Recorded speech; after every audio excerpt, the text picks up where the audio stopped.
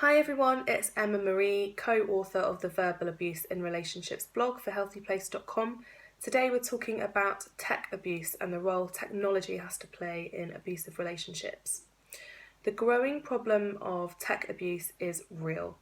Perpetrators now have a whole toolkit at their disposal to allow them to control, manipulate and isolate their partners.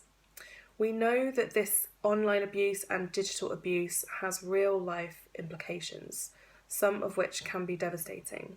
A recent UK investigation by the publication Broadly found that there had been 49 deaths of women in the UK at the hands of partners or ex-partners who they had recently reported to the police for stalking or harassment, or who had been reported from previous partners.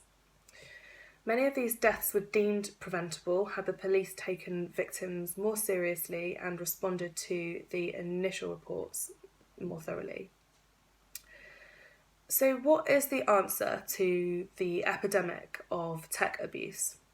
The answer isn't simply for victims to cut themselves off from their technical devices, as this could further isolate them from support networks, from their families, from their loved ones, and also cut off emergency resources that they might need. Technology can be part of the solution, but the answer to whether tech is the solution as well as the problem is kind of a complex one. Yes, technology can be part of the solution in protecting you from abuse or freeing you from an abusive situation. Say if you're privileged enough to live in a smart home where sensors and alarms can alert you or the authorities when your abuser comes close, or say if you have a restraining order against somebody for previous stalking or harassment, you can install a number of digital devices. You can have alarms to send notifications directly to the authorities if that person comes near. Or if in fact you're kind of technically savvy enough to be able to turn off automatic geotagging and GPS on smartphones and other devices. A lot of it comes down to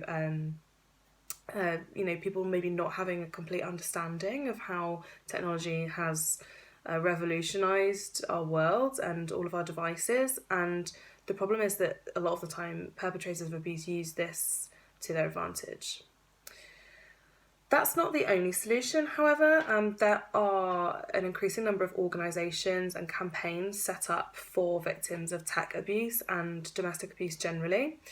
So programmes launched by the organisation Refuge, funded by Google, such as the Technological Abuse Programme, can help victims, can educate them in terms of what they can do, what kind of devices they can use to protect themselves from abuse. In the United States, the Safety Net Project at the National Network to End Domestic Violence is doing something similar. Others are putting pressure on police departments to take reports of online threats, online stalking and harassment more seriously, with one particular campaign pushing the agenda of a stalker register so that new partners can know if their spouses have been convicted of stalker behaviour or abuse in the past. I'll include all of the links to these organisations and campaigns down below in the description, and you can read the full article at the Verbal Abuse in Relationships blog at healthyplace.com. Thanks, I'll see you next time. Bye.